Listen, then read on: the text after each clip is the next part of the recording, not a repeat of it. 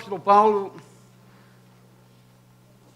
ao escrever a Timóteo, um jovem pastor, disse-lhe este texto: ninguém despreza a tua mocidade, mas sê o exemplo dos fiéis na palavra, no trato, no amor, no espírito, na fé e na pureza. Alsácia Fontes Machado escreveu um poema intitulado Exultação. Poema este que era dedicado a um jovem também que iria dar os seus primeiros passos no ministério. E eu lembrei-me que podia trazer este poema e declamá-lo ao nosso pastor. Não é um jovem que vai dar os seus primeiros passos no ministério, mas ainda na sua vida ele irradia muita juventude. Ninguém despreza a tua mocidade, pastor amado. A Deus voltada, às almas consagrada, à pureza, ao amor, à fé e à verdade. Oh, que alegria em nosso coração por tua juventude, por tua juventude resgatada, que nos conduz em oração. Mas se o exemplo dos fiéis, na palavra, no trato e na pureza. Bendito seja Deus por tal beleza, que Ele te acompanhe, guie e te defenda no mar encapelado que é esta humanidade. E que esta igreja cresça em santidade, mas ser o exemplo dos fiéis na palavra, no trato e na beleza. Bendito seja Deus por tal beleza, que ela te acompanhe, guarde e guie e te defenda no mar encapelado que é esta humanidade. E que esta igreja seja consagrada e no trato, na palavra, em espírito e em verdade, sob o teu bordão de pastor, e que o rebanho do pasto do Senhor encontrem sempre o pão na tua voz, no teu olhar a água, no teu sorriso a paz de todos nós, no teu coração o amor que vem de Deus e dulcifica a dor. Graças a Deus por esse dom de amor. Exulta e ora o nosso coração por todo o cuidado que nos tem dado e temos visto, por tanta perseverança e tanto amor. Bendito seja Deus porque tanto nos tem dado, que resplandeça em ti a luz de Cristo, no amor, na verdade, na paz e na retidão. E que estendas sempre a tua mão àquele que é tentado. Ninguém despreza a tua mocidade, pastor amado.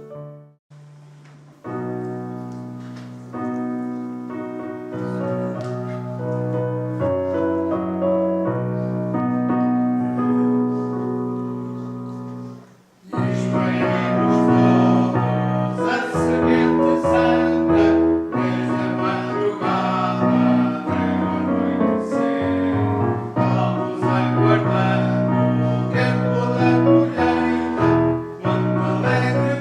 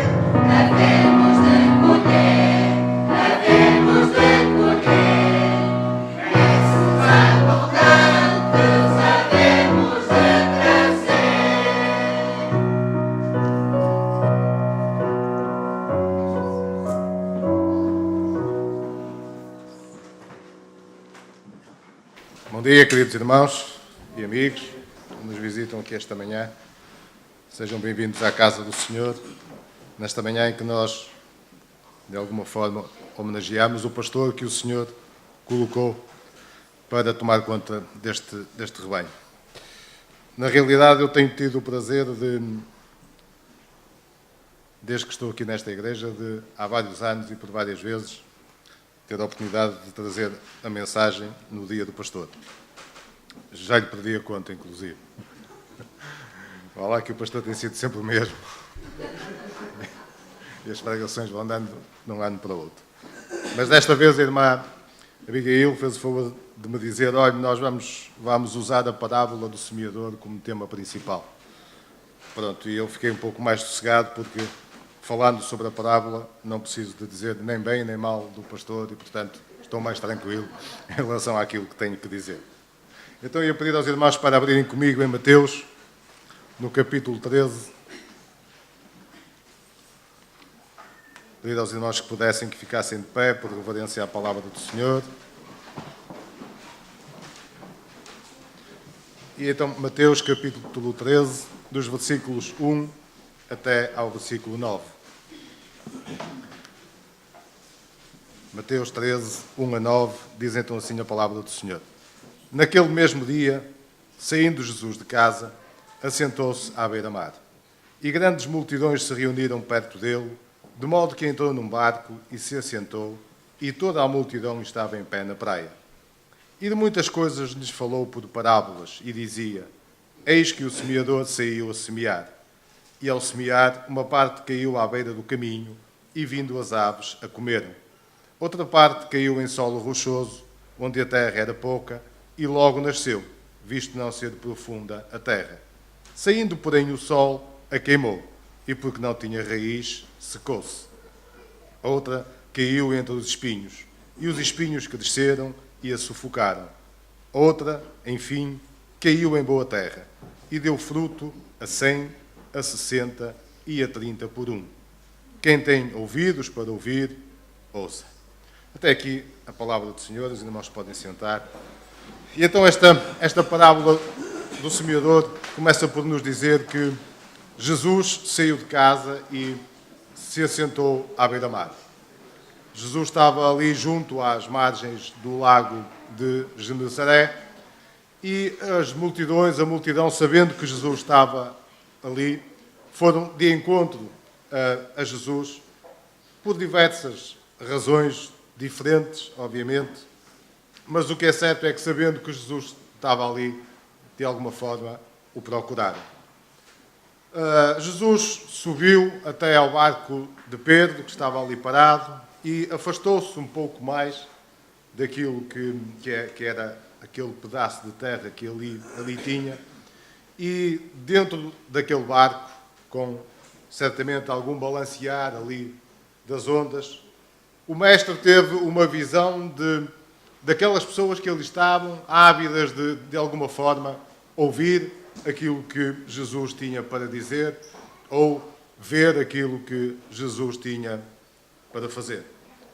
Mas o que é certo é que o mestre, que conhece cada um ao pormenor, quando olhou para aquela multidão e reconhecendo que, basicamente, acentuadamente, aqueles que ali estavam eram camponeses que trabalhavam ali no campo, e sabendo Jesus e conhecendo nós que as mensagens que Jesus transmite, de alguma forma, têm que ser transmitidas de forma clara, têm que ser transmitidas de forma calorosa, têm que ser transmitidas de forma a impactar as pessoas, de forma a tocar no coração das pessoas, de forma a modificar aqueles que o ouvem. Jesus pensou na forma como iria dizer aquilo que tinha para dizer àquelas pessoas, mas com particularidades que fossem, de alguma forma, fáceis de comparar para eles.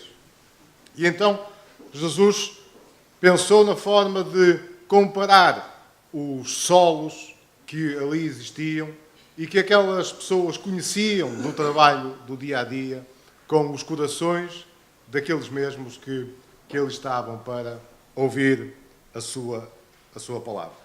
Ali onde Jesus estava, ali às margens do mar da Galileia, havia um campo de trigo, um campo enorme, um campo vasto de trigo, que descia até à zona mesmo da praia e tinha muito espaço onde a semente que o camponês ou que os camponeses semeavam podia cair.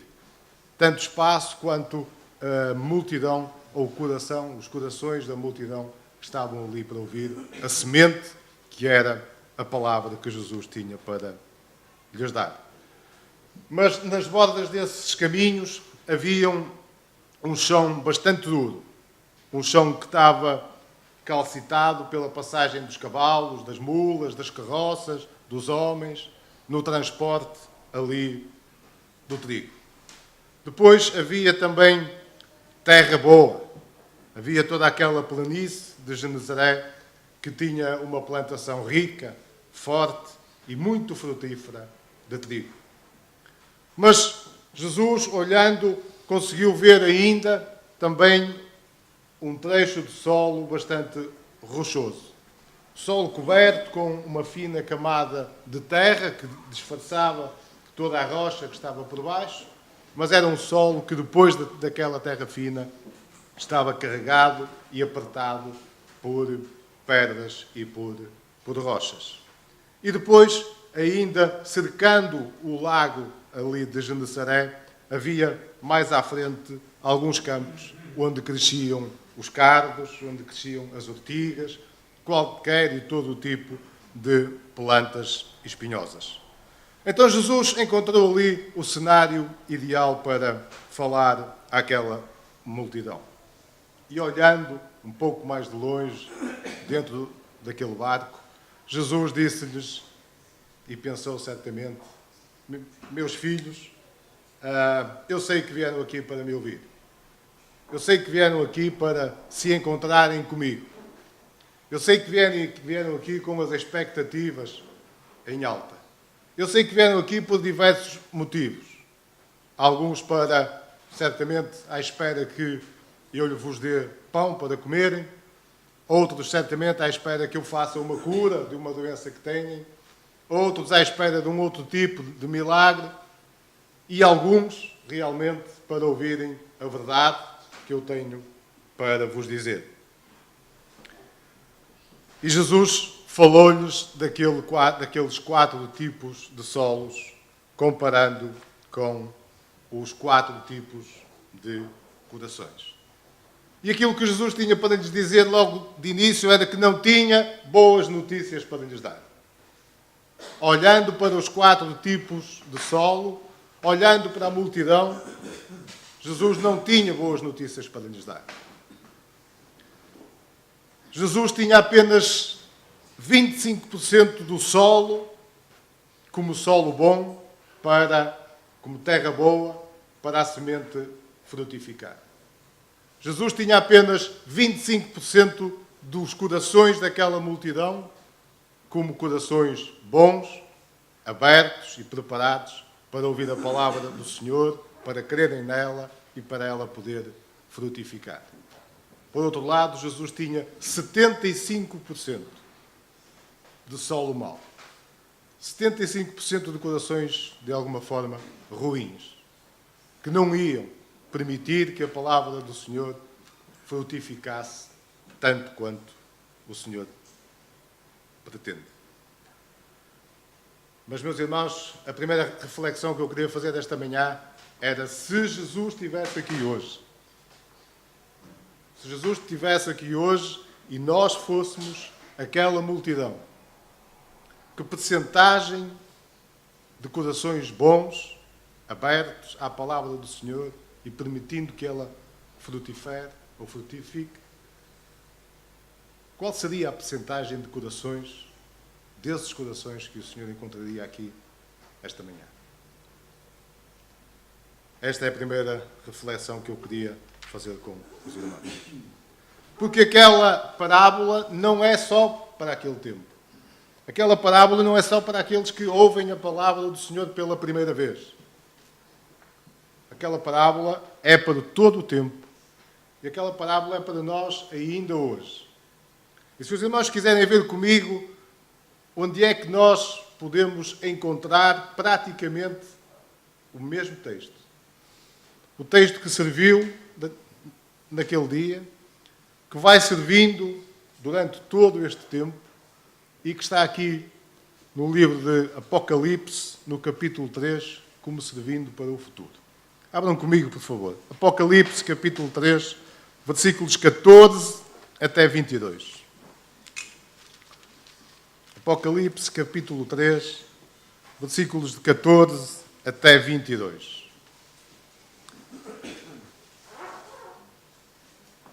E vamos ver se conseguimos encontrar alguma ligação entre a parábola do semeador e a carta à igreja em Laodiceia. E se pelo meio existe alguma forma de estas palavras terem servido para aquela parábola, servirem para a igreja, para a carta à igreja em Laodiceia e servirem hoje para a igreja evangélica batista de Matosinhos. Diz então assim a palavra do Senhor, versículo 14. Ao anjo da igreja em Laodiceia escreve: estas coisas diz o Amém, a testemunha fiel e verdadeira, o princípio da criação de Deus. Conheço as tuas obras, que nem és frio nem quente. Quem dera fosses frio ou quente. Assim, porque és morno e nem és quente nem frio, estou pronto de vomitar-te da minha boca. Pois dizes, estou rico e abastado e não preciso de coisa alguma. E nem sabes que tu és infeliz. Sim, miserável, pobre, cego e nu. Aconselho-te que de mim compres ouro refinado pelo fogo para te enriqueceres. Vestiduras brancas para te vestires, a fim de que não seja manifesta a vergonha da tua nudez, e colírio para ungires os olhos, a fim de que vejas. Eu repreendo e disciplino a quantos amo. Sê, pois, zeloso e arrepende-te. Eis que estou à porta e bato. Se alguém ouvir a minha voz e abrir a porta, entrarei em sua casa e cearei com ele e ele comigo. Ao vencedor, dar-lhe-ei sentar-se comigo no meu trono, assim como também eu venci e me sentei com meu Pai no seu trono. Quem tem ouvidos, ouça o que o Espírito diz às igrejas. Esta foi a carta à igreja em Laodiceia. Ao anjo da igreja em Laodiceia, estas coisas diz o Amém. E eu acho que nenhum de nós aqui tem dúvidas de quem é este Amém. A testemunha fiel e verdadeira. O princípio da criação de Deus. Portanto, Jesus Cristo é o Amém. Nesta carta, nós conseguimos entender que existem 3 tipos de temperaturas. Eu queria perguntar aos irmãos quais são.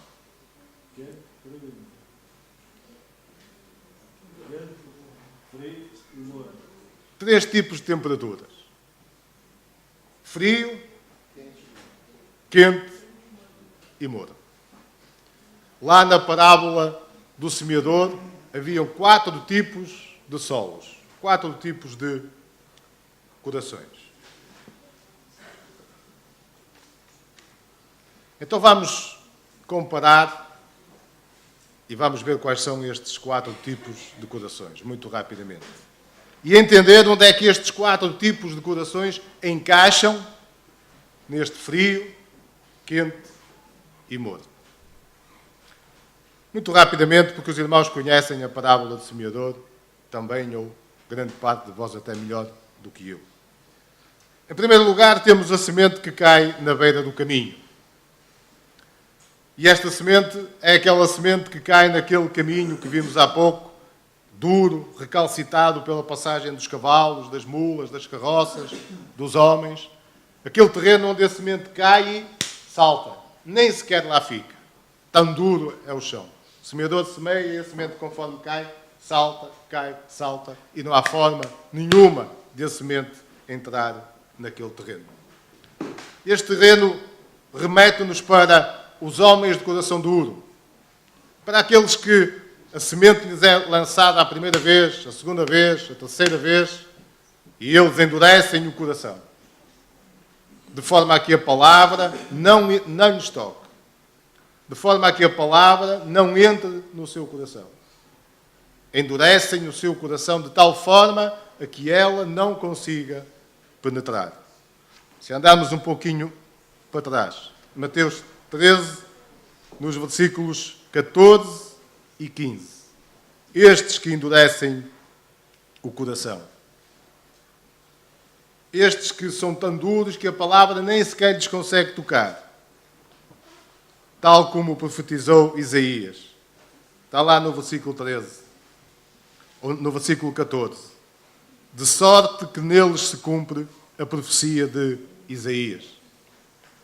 Ouvireis com os ouvidos e de nenhum modo entendereis. Vereis com os olhos e de nenhum modo percebereis. Quantos amigos nossos estiveram aqui sentados nestes bancos, lhes foi lançada tantas vezes a semente e eles endureceram os seus corações e continuam a não dar a oportunidade da palavra do Senhor lhes tocar no seu coração. Se houver algum amigo que esteja aqui, ou alguma amiga que esteja aqui esta manhã, e que o seu coração esteja tão duro ao ponto da palavra não entrar, quebrante-o. Hoje é o dia de deixar que a semente do Senhor entre no seu coração. Não force mais. Não endureça mais o seu coração. Abra o seu coração para Deus. Sabem qual é o estado deste? Deste que ouve e que nem permite que a semente entre no seu coração. Daqueles três estados, frio, quente e morno, sabem qual é? É o frio, gelado. Este é o frio. Depois temos a semente que cai em solo rochoso. Aquele tal solo que é coberto com uma fina camada de terra, mas que por baixo está cheio de pedras e cheio de rochas. Aqueles que de alguma forma recebem a palavra do Senhor, recebem a semente, mas vivem-no de uma forma muito superficial.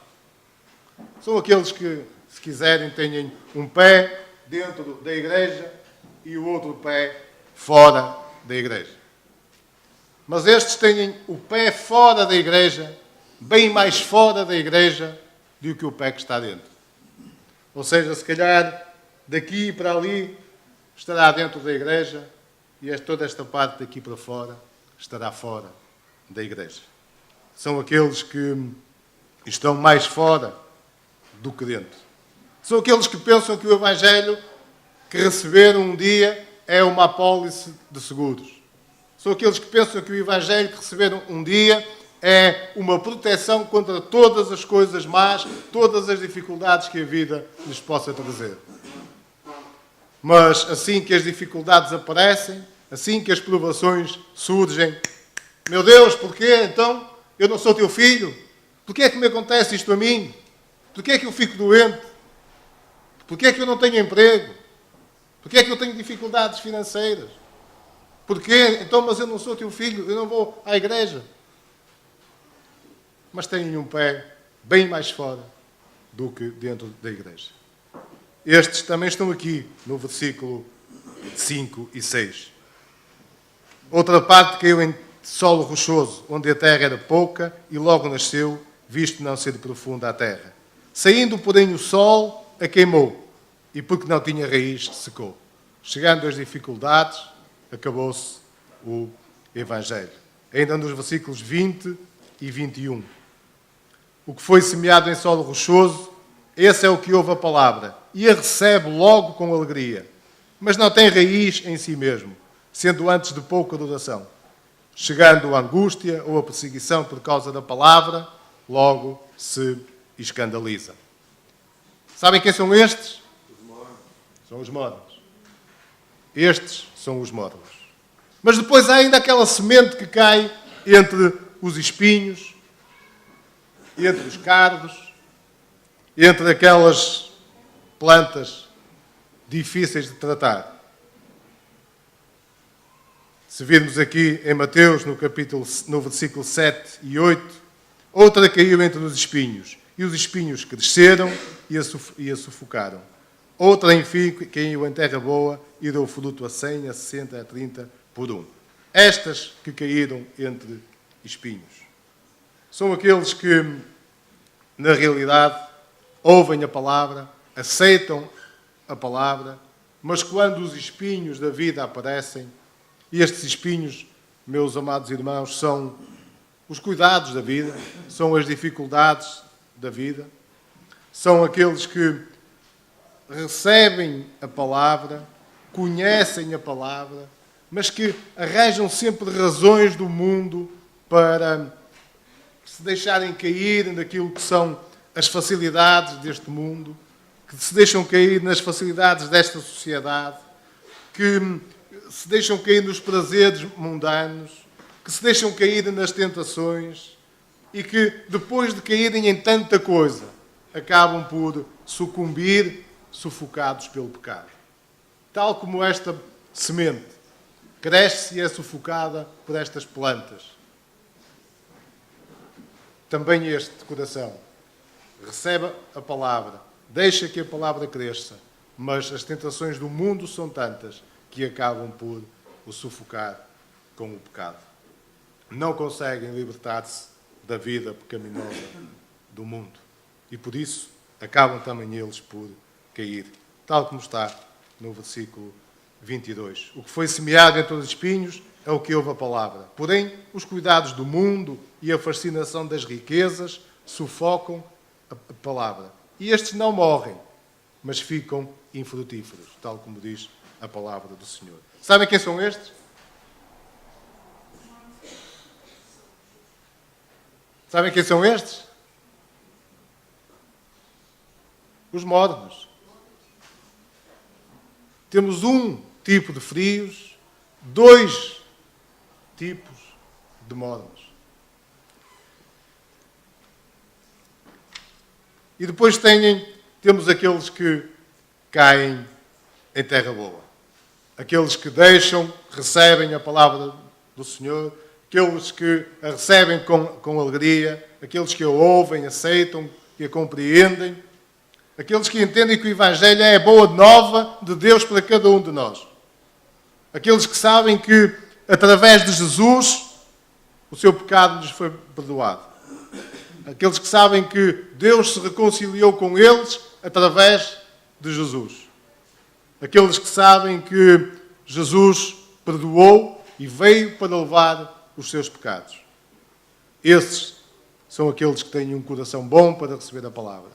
Estes são aqueles cuja semente cai em terra boa. São aqueles que são humildes no seu coração. São aqueles que andam em mansidão, que vivem em paz, que são embaixadores em cada dia e em cada lugar, são embaixadores da paz de Cristo. São aqueles que produzem o fruto do Espírito. São aqueles que estão descritos lá em Gálatas, no capítulo 5, versículos 22 e 23, que diz que o fruto do Espírito é o amor, o gozo, a paz, a longanimidade, a benignidade, a bondade, a fé, a mansidão e a temperança. Contra estas coisas, não há lei. Estes são aqueles cuja semente caiu em terra boa. Mas há mais, irmãos. Sabem quem são estes? São os quentes. Então nós poderíamos começar aqui uma nova pregação para esta manhã. Mas não vou começar, os irmãos podem estar sossegados. Não vou começar porque não tenho tempo. Mas poderíamos, e eu queria que os irmãos pensassem sobre isto. Um tipo de frios. Um tipo de quentes. E dois tipos de mornos.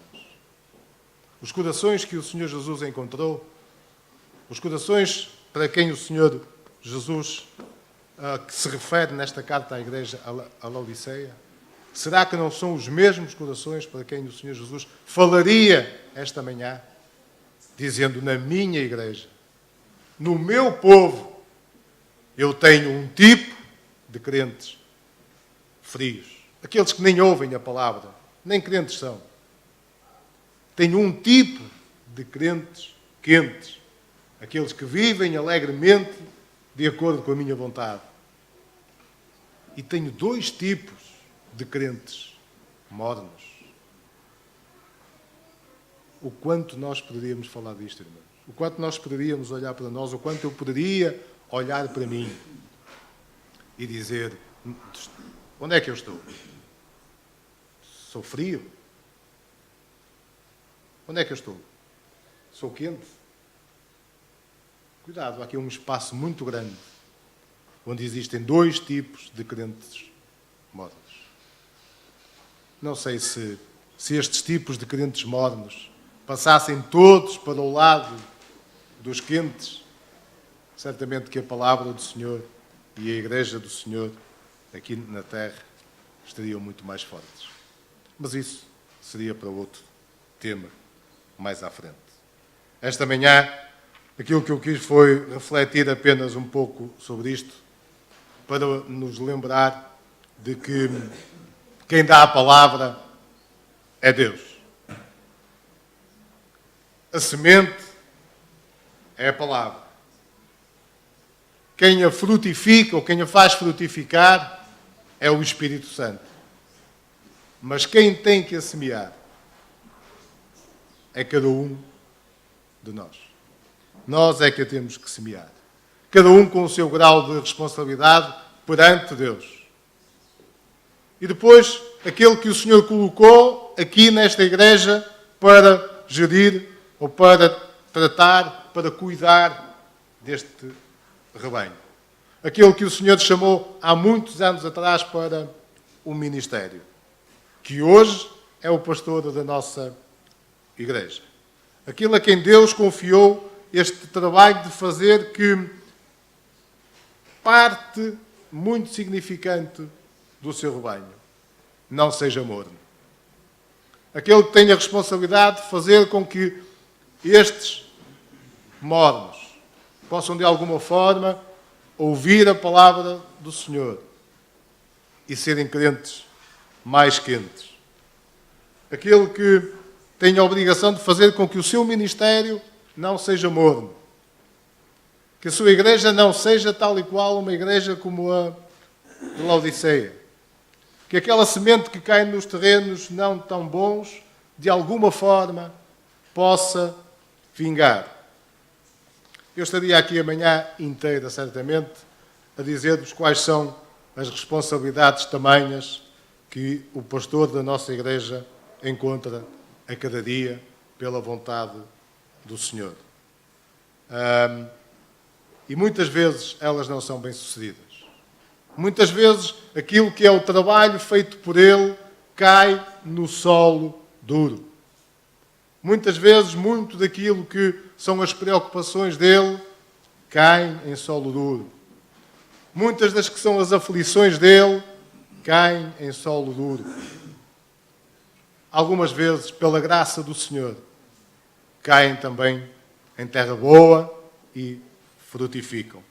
Mas eu tenho certeza que a maior parte das suas tarefas são tarefas com tormento, são tarefas com angústia, são tarefas com dificuldades.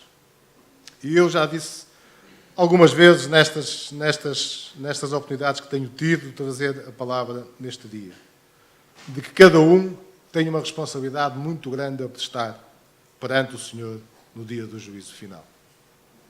Mas eu tenho a certeza, por aquilo que consegui, o que sei até hoje, que a responsabilidade que aquele que foi chamado para determinado ministério, neste caso concreto, aquele que foi chamado para o pastorado, tem uma responsabilidade tremenda. Tremenda mesmo. Eu acho que nós, aqui, não conseguimos imaginar o tamanho da responsabilidade que o pastor da nossa igreja terá no dia em que for presente no dia do juízo final. No dia em que ele tiver que prestar contas. Hoje, porque o Senhor não me deu essa capacidade. Eu não queria estar no lugar dele. não por medo, não por qualquer tipo de preocupação, apenas porque a carga que o Senhor lhe colocou nos ombros é demasiado pesada. E, portanto, tal como está escrito na Bíblia, a quem muito se me dá, muito se me pede.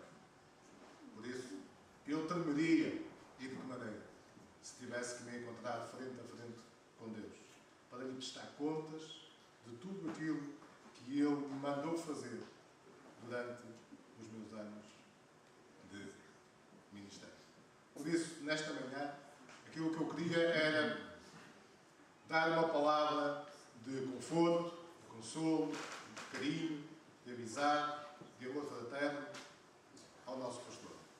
E não queria dar a ele Primeiramente, estou grato a Deus porque um dia Ele achou que eu podia ser útil nas suas mãos. Isso aconteceu em 1975. Depois de alguma insistência, acabei por me render aos senhores.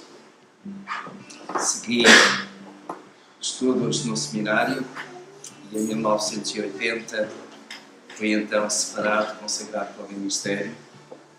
Era ainda um jovem e ainda sou.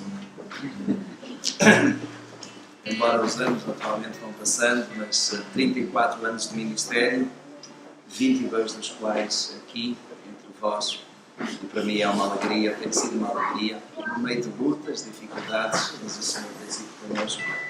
E eu dou graças a Deus porque ainda sinto que o lugar de Deus para nós é aqui. Deus ainda tem um ministério para realizar. E naturalmente que aquilo que me move é tão somente a sua vontade. Mas agradeço muito as palavras que foram dirigidas, as orações também. Nós precisamos das orações do povo de Deus, porque aquilo que muitas vezes sentimos é, às vezes, algum desânimo, às vezes vemos que a semente não cai em boa terra, mas o Senhor é aquele que dá a palavra e que dá o crescimento. E nós temos visto isso. E ultimamente temos visto o Senhor a abençoar a nossa igreja, trazendo mais almas. Alguns já são crentes, mas que precisam de edificação, de estarem junto dos senhores. Outros estão-se a converter, outros estão-se a reconciliar com Deus. Isso para nós é motivo de calma. Nós estamos prontos ainda a gastar as nossas vidas, nossos dois. Às vezes as forças físicas vão faltando, mas o ânimo continua cá, até que o Senhor se permita, até que o Senhor queira. Para nós tem sido um prazer grande, muito grande estar aqui. Muito obrigado pela igreja que sois, obrigado por ter, os irmãos nos estão suportando com as vossas orações.